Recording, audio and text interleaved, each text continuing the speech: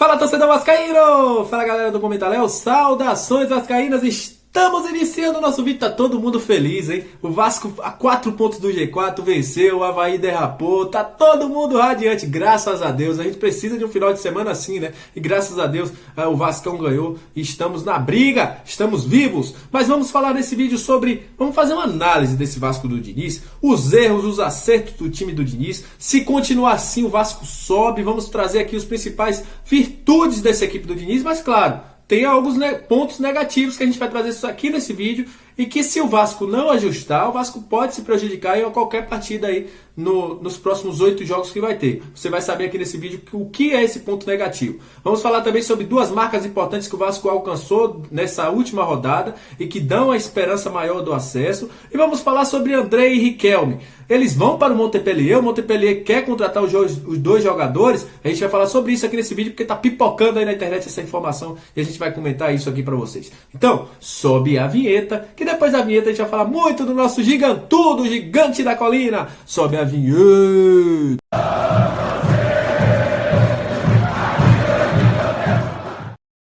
Salve, salve, torcedor vascaíno, salve, torcedora vascaína, aquele abraço para todos vocês. Estamos iniciando mais um vídeo no nosso canal Comenta Léo. Como eu sempre faço, deixo aquele recado para você. Muito obrigado, viu? Vocês são o principal combustível para que este canal esteja no ar. Muito obrigado pela sua inscrição, pelo seu like. Vocês são o principal combustível para que este canal esteja no ar. E claro, a força para que a gente traga vídeos todos os dias. Muito obrigado pelo carinho e apoio. Mas vamos direto ao assunto, porque segundo informações que estão rodando aí na internet, né, daqui a pouco a gente também vai falar vai fazer análise desse time do Diniz. Eu sei que muita gente é curioso para entender por que está dando muito certo.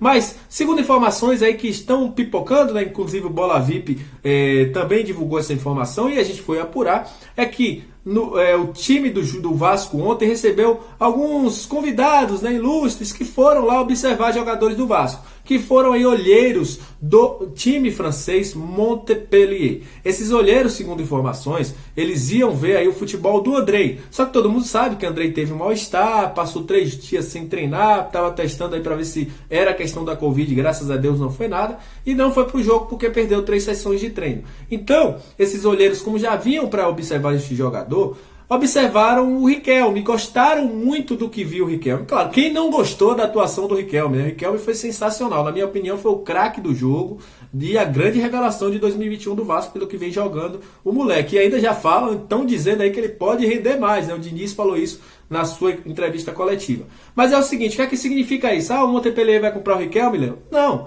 isso é normal que olheiros venham até o Brasil, principalmente quando chegamos aí próximo ao fim do ano. É o momento da janela de abertura das negociações se abrirem também para a Europa. E claro, eles vão vir para o futebol brasileiro, para observar jogadores, para levar novos valores. Isso é normal acontecer. Mas não houve nada oficial, somente mesmo para observar o jogador. Isso é importante, porque quando passa a mostrar, né, para outros centros que o jogador é muito bom, um jogador que já foi observado por Paris Saint-Germain e Benfica, isso é importante para que a gente possa abrir o mercado. E claro, eu já falei que se Riquelme continuar nessa evolução, ele irá sim para fora do país, é inevitável, porque é um jogador de uma técnica inexplicável.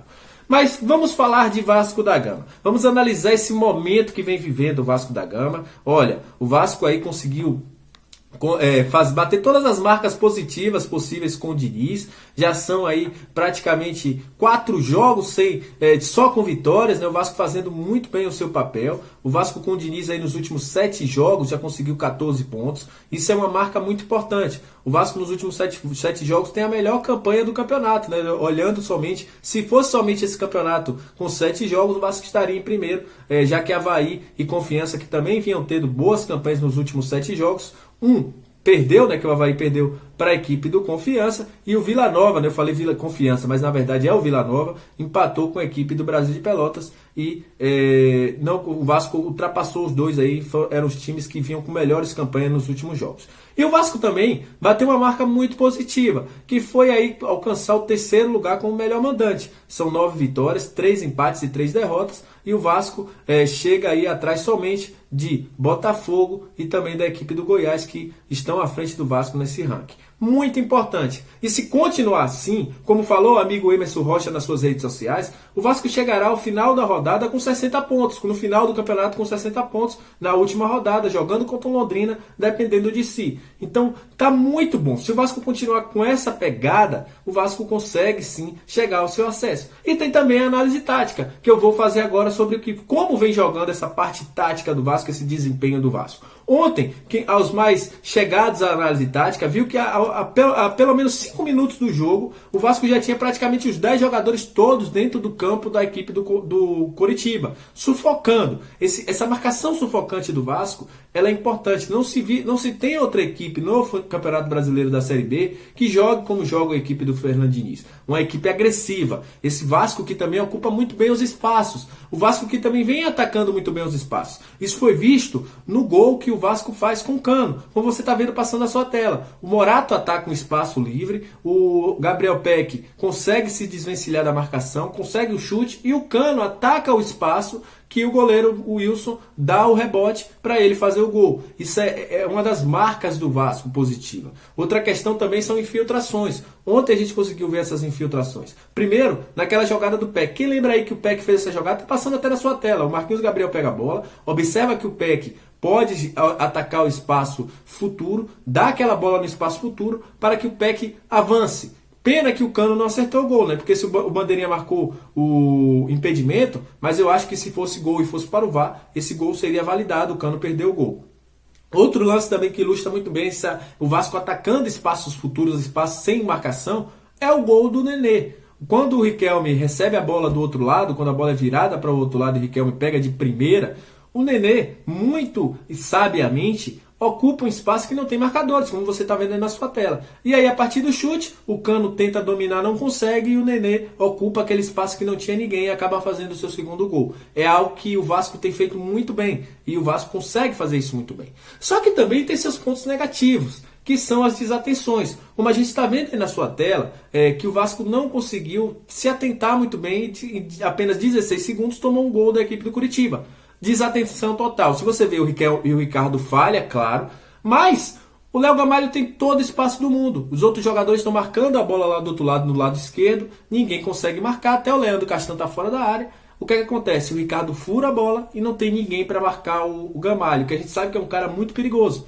Pegou uma bola na frente do gol, bateu ali no canto, o cara tem muita qualidade e fez o gol. Foi uma desatenção do Vasco da Gama. Que tem acontecido isso, também aconteceu no jogo contra a equipe do Sampaio Corrêa, e é algo que o Vasco vem acontecendo corriqueiramente. Isso não é um problema só do Diniz, é um problema que já vem há muito tempo com outros técnicos, com o Lisca, com o Marcelo Cabo. E o Vasco precisa fazer gols, como eu já falei, o Vasco sabe que tem essa pequena desatenção. O próprio Diniz reclamou na sua entrevista coletiva que o time precisa estar o tempo todo ativo, o tempo todo acima do jogo. Só que o Vasco, infelizmente, nesses 16 segundos, perdeu a atenção, entrou meio desligado, acabou tomando gol aí logo na saída de bola. Foi um dos únicos lances de perigo do Vasco.